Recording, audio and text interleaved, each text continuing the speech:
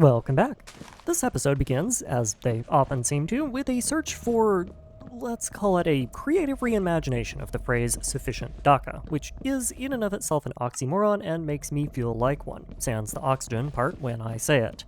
This search has led me to the obvious, albeit unintuitive realization that in order to achieve ultimate Burt, I must first spend a great deal of time stuffing chickens in a box. Naturally, the first step in this process is constructing the box, which means that I get to introduce a novel new challenge to the local housing market in the form of my mattock, at mock yes, because somehow that is still the fastest way of sourcing wood in bulk. Using all of my ill-gotten, floorboards, I make a giant chicken box, and you have no idea how much self-control it took to not call this thing something else. It's a box with hoppers that feed into a dispenser, automated with only the finest of dirt-cheap redstone that I definitely didn't need to jam into place with a piston because bedrock is annoying. Really, there are only two interesting things about this system. The first is the ooze that the items from the farm are dispensed into, and the second is the trapdoors I put in it. Remember all those oak logs? Yeah, funny thing about oak logs is that there's a level up passive that gives you extra wood when you break a log. And it also gives you back the log, which you can then replace to get more extra wood from. I proudly present to you that one weird trick Viagra does not want you to know about, but in Minecraft, and at this point you really should not be surprised. Anyway, the trapdoors are there to prevent Lycanite mobs from spawning in what will eventually be a 1 block tall space, and I was too cheap to cough up iron for the iron ones, so we have oak ones now. The other fun bit of tech is that the ooze is placed on the dispenser. If all this goes to plan, the chicken box should only drop eggs from the chickens, feathers from their passive drops, because apparently that's a thing in this version, raw chicken if something goes horrendously wrong, and rotten eggs from ice and fire. The feathers and drumsticks will be unaffected by the ooze and will go right back into the hoppers. The eggs will be smashed, potentially making baby chickens that will drop their feathers upon death, because that's a thing, somehow. And more importantly, it will prevent the eggs from clogging the chests and requiring me to install a filter or something. And also the rotten eggs, I don't really know what they do, honestly. They might get hatched into cockatrices, which would then die and drop things, or they might just get dispensed like normal, in which case I can throw them out later. TLDR, ooze, in this one particular unique scenario, works as a great item filter. Go figure. While we're breeding the chickens, let's get the other two arrow ingredients stocked up on. Sticks are trivially easy, in theory. Just grow stalagmites, or in my case harvest them, because the farm plot of stalagmites I made never grew any for some reason. Each legally distinct block of fibrous material gives you 8 sticks when sawed, in theory. Predicated on the farm working, which as mentioned it didn't, and also my supply of stalagmites not getting blown up by the friendly neighborhood loaded diapers in the sky. As for the gravel, well, it's the nether. Use your imagination. And one tiny little bit of uncontrolled quadratic expansion fueled by wheat seeds later, and look at that. Wow, amazing. I have a giant box full of, and as a consequence, a functionally inexhaustible supply of feathers. You can tell that this project was successful from the frame rate, which currently has the consistency of extra chunky salsa, and the audio engine, which has been so overwhelmed by the number of chickens that it gave up and turned into a maraca. Needless to say, ammo production is no longer going to be an issue. Cool. I have fuel for my excavation though. Now we just have to use it. This is easy enough in principle. Apply a script to spam right-click on the bow 10 times a second and point it in the general direction of whatever you don't want to exist anymore. The problem with this plan is, of course, immediately apparent. Items in RLCraft, as a general rule, are not destroyed by lava and explosions, probably due to the fact that if they were, it would be basically impossible to pick up anything before it caught fire and exploded. This makes my game very unhappy with me and forces me to carefully space out my mining operation so as to not melt my CPU from the strain of trying to render tens of thousands of entities worth of netherrack raining from the sky. The lag does at least get mobs to chill out a bit, though that has less to do with them being pacified and more to do with the virtual server running at around 0.2 TPS. It's fine. I have all the time in the world. So yeah, no, I lied. The item lag is a problem. Conveniently, it's one that partially has a solution, albeit a weird one. There is a rather useless bubble from Zat called a polarized stone that can be worn on the belt and will slowly attract items towards the player in a wide range. Again, I reiterate, this is an utterly useless bauble given how item pickup works, but I don't really care about picking up the items, I just want them to concentrate on a single location. Moving items with this bobble stacks the items and forces them to rerun their stacking code, which makes them lag less, and if I'm feeling extra generous, I can even apply a bit of acid to the item stacks, allowing me to eliminate them entirely. Easy peasy. Except for the fact where it's agonizingly slow to group them up because it's meant to be used on vanilla item entities, which we don't have here, but it works well enough. I had originally planned on carving out the space around my lava moat and pistoning out the lava from there, but after starting this plan, I quickly realized that the general area of effect and over-penetration properties of my arrows would cause issues. In short, I blow things up so effectively that the ceiling caves in and splashes lava everywhere, making visibility a polite suggestion and traversability a myth. Instead, we're going to do this the intelligent way and blow it apart from the top down. Like before, I hollow out the boundary of my control area with my PETA-approved fist of animal cruelty and obliterate my speakers. But this time, I can bucket up the lava and destroy it, reducing the overall quantity of red goo that I have to deal with by some marginal fraction of a percent. Unlike before, this goes much faster now that I don't have to worry about such inconvenient things as cleaning the floor and am free to happily introduce the whole area to a perfectly average Goose gaming experience, speeding the process up immensely.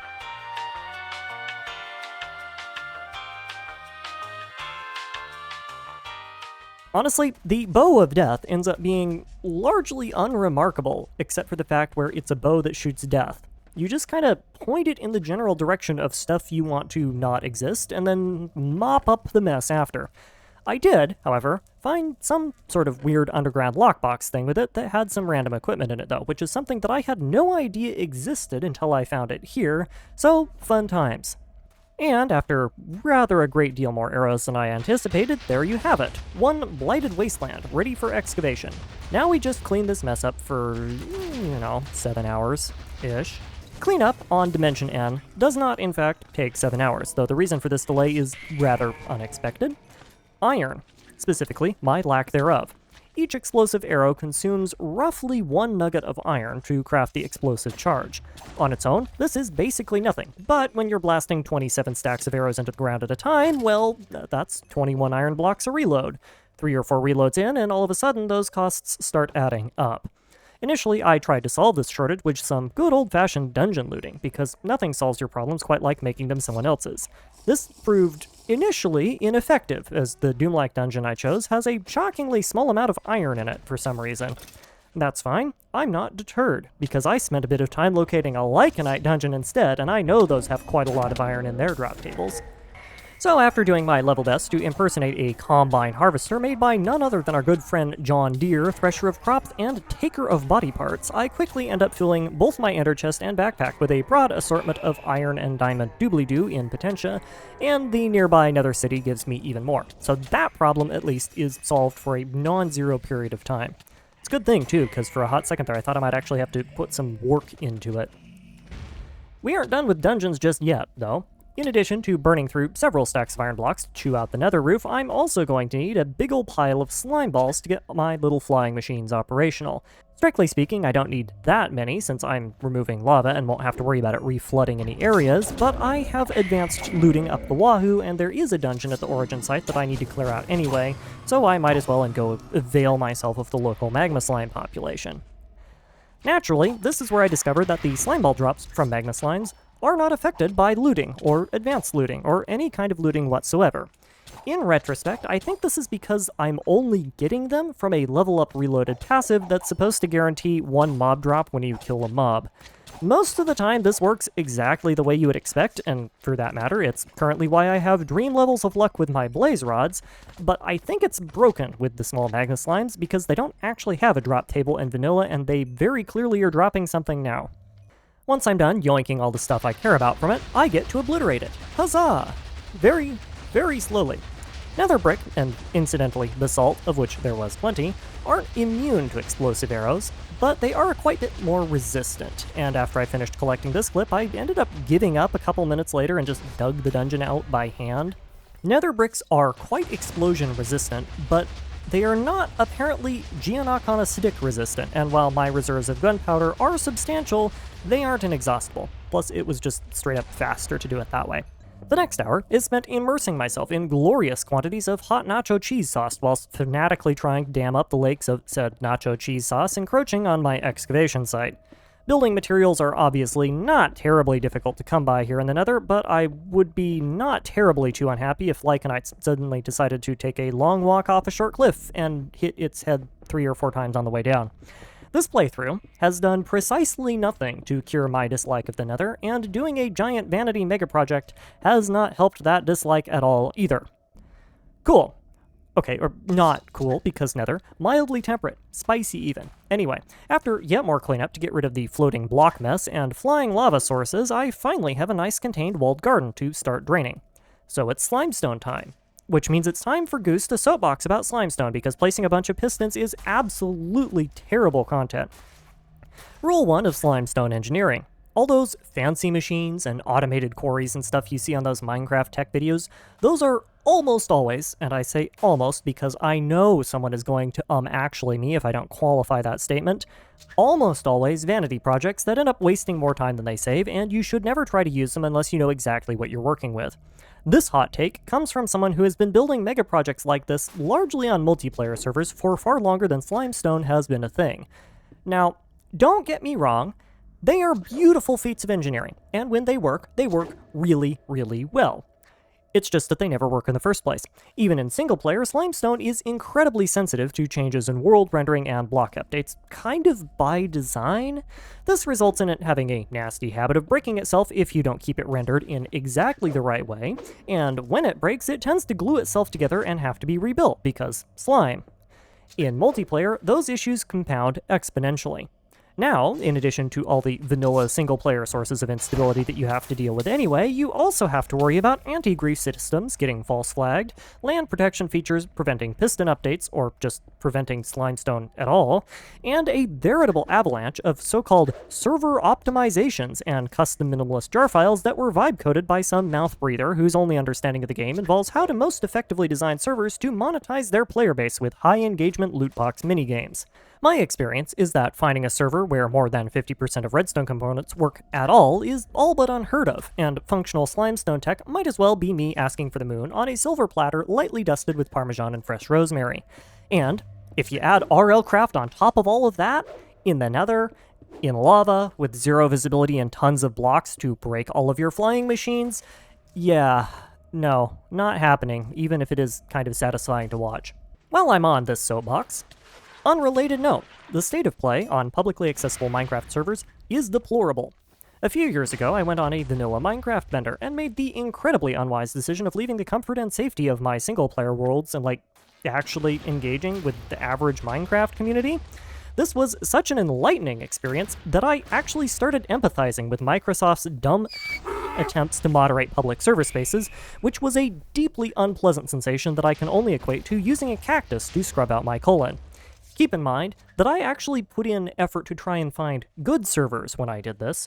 This was not a random process. I chose what looked to be the best candidates that I could find. With that in mind, server candidate number 1 was actually a fairly decent playable experience. Stuff worked, server ran fine, all good signs initially. The only problem was the server owner was so incredibly abusive that his staff were actively and publicly encouraging people to not volunteer as moderators. In retrospect, and from the few interactions that I had the deep misfortune to have with him, I suspect he was suffering from some form of unmedicated bipolar disorder, but that ended up being irrelevant, because when I volunteered anyway, part of the interview process for the moderator team was him trying to get me to sign a legally binding NDA and fill out surveys on my preferred varieties of bedroom activities. There is exactly zero Goose rhetoric in this description of events. That actually happened to the word. Needless to say, I had no interest in enabling what I can only assume was an embarrassingly pathetic grooming operation perpetuated by a medically challenged stranger on the internet, so I noped out of that at approximately Mach. Server number 2 was a skyblock server, in the same way that slot machines are an engaging gameplay skill-based experience, by which I mean the only thing to do on the skyblock server was farm crops and mobs and sell your products to the server to buy things to farm crops and mobs more, and then repeat the process. I have unironically seen and played gacha games with a better core gameplay loop. That said, it was also the only server of the bunch that didn't seem to be either built by children, or run for children. So in that respect, it was a resounding success in the same way that the modern gambling industry is a boon to the free market economy. Server number 3. It looked great on paper. It unfortunately ran on Spigot, which is to say it ran about as well as a paraplegic gastropod. Now, theoretically, it is possible to make a good vanilla server experience on a Spigot jar. And I say theoretically because I've never seen it done before, and this one was no exception. For example, hoppers did not work. Redstone mostly worked for about 30 seconds before the anti-lag measures kicked in and deleted the circuitry, but only some parts of the circuitry. Fluid tick rates were capped so low that a viable underwater mining strategy was simply to place and break a block in the water and then sit in the resulting air bubble. Beyond the issues with Spigot, it was a decent enough server. It just a little bit light on the Minecraft part of the Minecraft server for my taste. Server number 4, and the last one I attempted during this little bender, was, well, I don't actually know if it was decent or not, because their so-called anti-cheat software kept false flagging me for jumping in 2-block high gaps, and the resident squeaker child that they had moderating it took objection to me pointing out that this mechanic had been present in the game since beta, and was also a thing before he was born.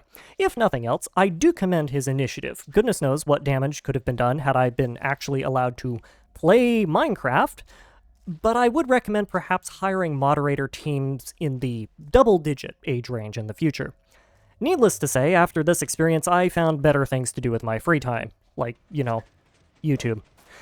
Speaking of free time, I have come to the unfortunate conclusion that this project was a giant waste of mine. Seriously. I was willing to slog through the explosive arrow excavation part because that was actually kind of fun, and it didn't take that long in the grand scheme of things, but doing slimestone, in the nether, in RLCraft, in lava is a decidedly miserable way of spending your life, and there is literally zero reason for it other than me wanting to do a bit. So, we're cheating. Egregiously. GoGoGadget save game editor. The more Puritan among you will no doubt object to such a dishonest means of accomplishing my goals, and in response I say, yes. But also this entire challenge was impossible without cheating anyway because I have to spawn in the ender biotite, and if you watched my Skyblock series, you would have known that anyway, so in what way is this a surprise? Anyway, after one very legitimate reload and restoration of my world from a patched file, wow, look everyone, I made this incredible big hole that we can have so much fun with later in a 100% legit and very not cheated in fashion. I even mined all the obsidian myself and didn't spawn in the Elder Guardians with spawn eggs. Wink. Now, as it turns out, not bothering to do this legitimately was actually a good thing for my sanity, because this little experiment has taught me a very important fact about the Nether, which is that it doesn't spawn mobs, apparently. Did you see the giant horde of angry monsters here? Because I sure don't. In fact, this looks identical to the spawn rate that I got back when I just finished the obsidian plate and had done no spawn proofing whatsoever. The most vexing part about this realization is that I have actually done this exact thing before on an RLCraft server. The only difference was that it was a 20 by 20 chunk area and it was in the overworld. And on that server, it worked so well for controlling mob spawns that I didn't actually even need to build the farm because I could quite literally just wander around and swing my weapon of choice, and the mobs would just kind of run into me and die. Clearly, this does not work in single player, or at least not in this version of the game, because in an effort to prove that I wasn't crazy, I spun up a copy of my world and slapped together the same setup in the overworld with precisely zero difference in spawn rates, which did nothing except prove that I'm crazy, I guess. So excellent. All of that work was entirely useless. If you want a big mob farm, just dig a hole, folks. It's that simple. What a waste of time. Now, if nothing else, this exercise did teach me one thing. And it's that a bow shooting 1800 explosive tipped arrows a minute is an effective counter to sleeping dragons, so there's that. I'll definitely keep that in mind for the future. Not. So, now that I know the mob farm is not going to work, there goes my plans for the entire rest of this episode, so let's just mess around, shall we? In fact, let's talk a little bit about the explosive bow. This is not new tech. I've known about it for a while. I just haven't bothered showcasing this particular iteration of absolute stupidity in my earlier playthroughs because it kind of sucks donkey in any dimension other than the Nether. Netherrack is less explosion resistant than stone by a fairly substantial margin, and endstone is even more resistant than regular stone. So the main utility of this, its digging potential, is limited to soft blocks like dirt and foliage in any other dimension, which mostly relegates it to being a glorified, very expensive leaf blower. Paradoxically, its damage output is also simultaneously both too good and not good enough for most combat applications.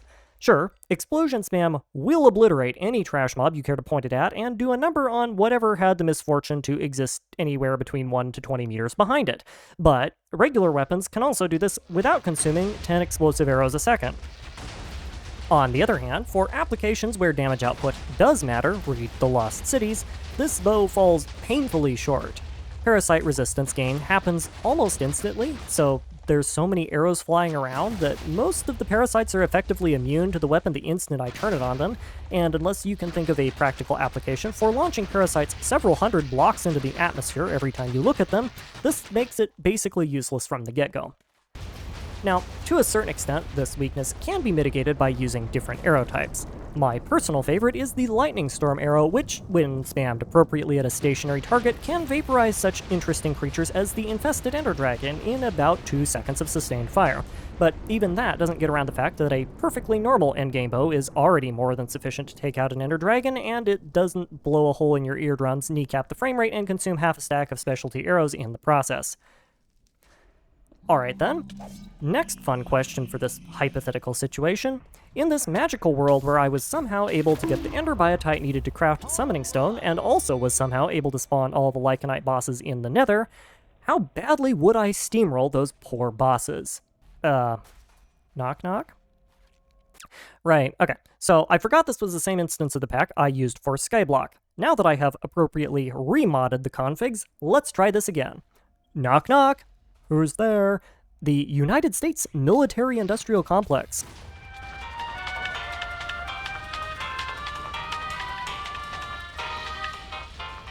Well, that was easy. Alright, how about Asmodeus, King of the Five Heads, champion of the wheelchair accessible? Yes, but it's a pain in the butt for reasons that have nothing to do with Asmodeus and everything to do with the usual mix of nether mobs and Lycanite spawning making 0 sense and spawning 24 demons directly on top of me while I'm trying to move. This makes me fail my rotation around a pillar and almost kills me. Asmodeus had basically nothing to do with this other than being a bit of extra DPS, and it was just kind of a situation that I've been dealing with non-stop the entire playthrough. As a side note, if it was possible to spawn these bosses in legitimately, I would have been using their arenas to clear out space in the nether instead of pistons, because holy cow, this thing freed up some real estate. Anyway, once I patch myself back up, Asmodeus gets put in the dirt without too many issues, and once again, I have proven that corner peeking reigns supreme. Alright then, final question. How about the Amalgalich, Sucker of Souls, and Ender of Lives? Well, how do I put this politely? You see, honey, Clifford was a very, very sick dog, and sometimes, when dogs are sick, they need to go to the vet, so the vet can put them to sleep. That's where Clifford is now, sleeping. Very, very deeply. With thereabouts 1,400 explosive arrows in his ribcage. Yeah, Amalgalich is not an issue. In fact, the only issue is that my auto-fire script is shooting arrows so quickly that I'm wasting ammo on his iframes by a factor of 90% or more. Conveniently, the Amalgalich was also nice enough to let me pause and patch this script on the fly, while in the middle of the boss fight. Didn't even bother pausing the game, because he doesn't have any attacks that I have to worry about here. After that, it's basically just sit and wait. The number 1 damage dealer was, of course, me shooting myself. The number 2 damage dealer was the complimentary random explosion elemental that spawned in my hidey hole, and coming in dead last, emphasis on the dead, is Clifford the Big Red Dog, who was even nice enough to suck up all the explosion elementals that I kept spawning on him to keep them out of my way. And there you have it. Can you beat RLCraft for a certain definition of the term if you're trapped only in the nether? No, not at all. You can't get Ender Biotite, there's nothing you can do about it, it is impossible. If you ignore that requirement though, also no, because you can't spawn the altars. If you ignore those requirements, yes, absolutely. As long as you don't mind wearing a gold bikini. So anyway, that is all for today, folks. Thank you for your time, and as always, I hope you enjoyed.